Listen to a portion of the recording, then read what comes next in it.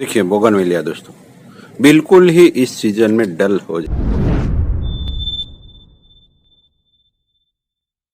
जाता है। Bonsai series में एक बार फिर से स्वागत है दोस्तों। सवाल आया था कि प्लांट मेरा अब खराब दिखने लगा है, राख सिलने लगी है, सूखा सूखा सा हो गया है। देखिए ये भी तो इस सीजन में बोगनवेलिया ऐसा ही हो जाता है। पूरी एनर्जी वो इस लीफ में नहीं करता, लीफ सब मैच्योर हो जाते हैं इसलिए सब डल दिखने लगते हैं या गिर भी जाएंगे दोस्तों। ये सीजनल इफेक्ट है, पर ये निशानी है तूफान से पहले की शांति की, क्योंकि यहाँ अब आने वाला है तूफान दोस्तों। अब देखेंगे सभी ब्रांचों में फ्लावरिंग बर्ड्स दिखने लगे हैं, सभी ब्रांचों में देख सकते हैं। और ऐसे वक्त में हमें पानी भरपूर नहीं देना है। फ्लावरिंग एक बार स्टार्ट हो जाए फिर रेगुलर वाटरिंग वगैरह कर सकते हैं, मगर जब तक फ्लावरिंग नहीं आती तब तक आप हफ्ते में 2-3 बार ही पानी दीजिए। कम देने का मतलब होता है, यहाँ देखिए यहाँ पानी आज शायद मैं दे दूं। पानी कम देना मतलब 1 गिलास या 1 टम्बलर भर के नहीं देना है, आधा लीटर ऐसा नहीं करना है। पानी फुल देना है, बट अंतराल ज्यादा रखना है।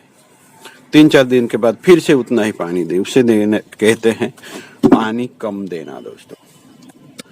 तो जब प्लांट को हम पोट में करते हैं तो फिर वो सीजनल इफेक्ट करने लगता है। वो सितंबर के बाद इस तरह दिसंबर आते आते फ्लावरिंग कर सकता है।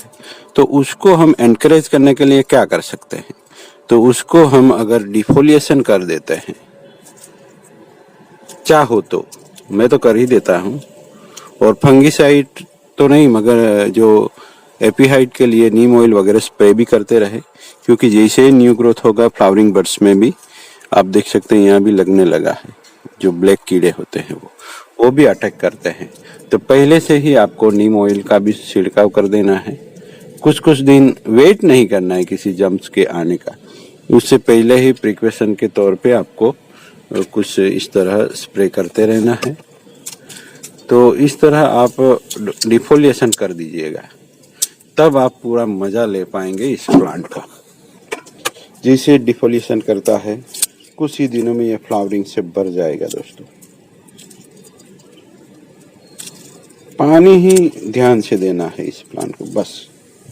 ये बहुत ही पुराना प्लांट है दोस्तों। जब मेरे पे बोनसाई का जुनून सवार हुआ था तब मैं नजदीकी खेतों में से उसका एक रूट वाला एक स्टेम खोद के लाया था, छोटा सा था।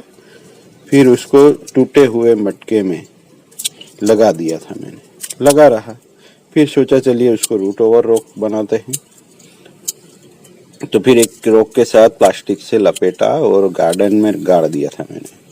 वहाँ भी ग्रोथ तो हुआ, मगर रोक के साथ कोई उसका मन बैठा नहीं दोस्तों।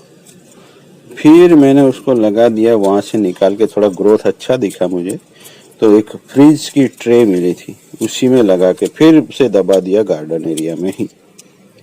फिर वहां अच्छा ग्रोथ होने लगा इसका। ये सब देखिए, ये ग्रोथ मूवमेंट वो वहीं आई है। और टाइम पे मैं जब भी घर जाता था उसका ट्रीटमेंट करके आता था, यानी ट्रिमिंग वगैरह कर देता था। तो अब हम डिफोलिएशन कर रहे हैं, और अभी तक मैंने कुछ दिन पहले एनिमल मैन्योर दिया हुआ था, आज फिर से दे देंगे उसको और फिर वाटरिंग भी कर देंगे। तो उसको खाद भी चाहिए तभी ये फ्लावरिंग कर पाएगा। जो एनिमल मैन्योर होता है उसमें भर के माइक्रो न्यूट्रिएंट होते हैं दोस्तों। तो देते रहिए कुछ दिन के अंतराल में, महीने 15 दिनों के अंतराल में एक बार कुछ दे दिया, कुछ बल्ब ही दे दिए तो फ्लावरिंग स्टार्ट कर देता है।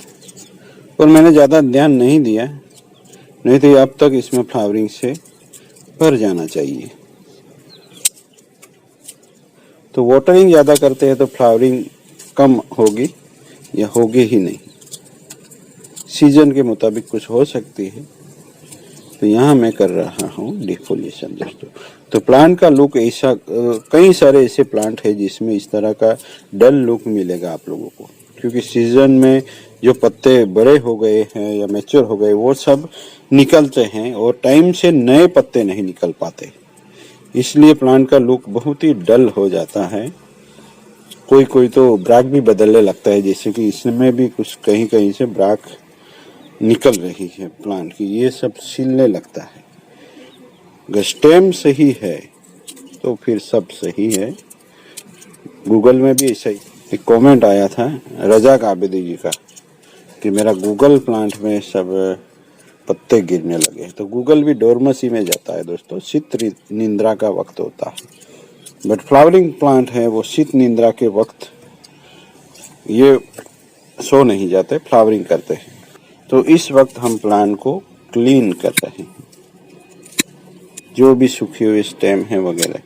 तो उसकी कैनोपी जब फ्लावर से बनती है दोस्तों, तो बड़ा मजा आता है देखने में, बड़ा मजा आता है। मैं ग्राफ्टिंग भी किया था एक बार इस प्लांट पे, कुछ जमा नहीं, फिर टाइम नहीं मिला तो मैंने कुछ नहीं किया।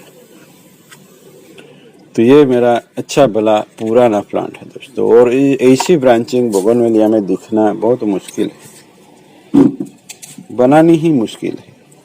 कुछ नई ब्रांच भी प्रमोट की थी हमने। ये ब्रांच पिछले साल ग्रो हुई थी तो उसको हमने प्रमोट किया हुआ है। ये अब 2 ब्रांचें नहीं आई, उसको बाद में ट्रिमिंग करेंगे फ्लावरिंग के बाद। बहुत ही खूबसूरत तरीके से दिखता है जब इसमें फ्लावरिंग से भर जाता है। पुराने वीडियो भी होंगे। चलिए, हो गया है वर्क। तो ये जब फ्लावर से भर देंगे तब उसका रील्स वगैरह आएगा। मिलते हैं। Thank you for watching. उम्मीद है वीडियो पसंद आया होगा, और सवाल पूछते रहिए जिससे ये सीरीज अटके ही नहीं, हम ऐसे ही वीडियो बनाते रहे। मिलते हैं। Thank you for watching.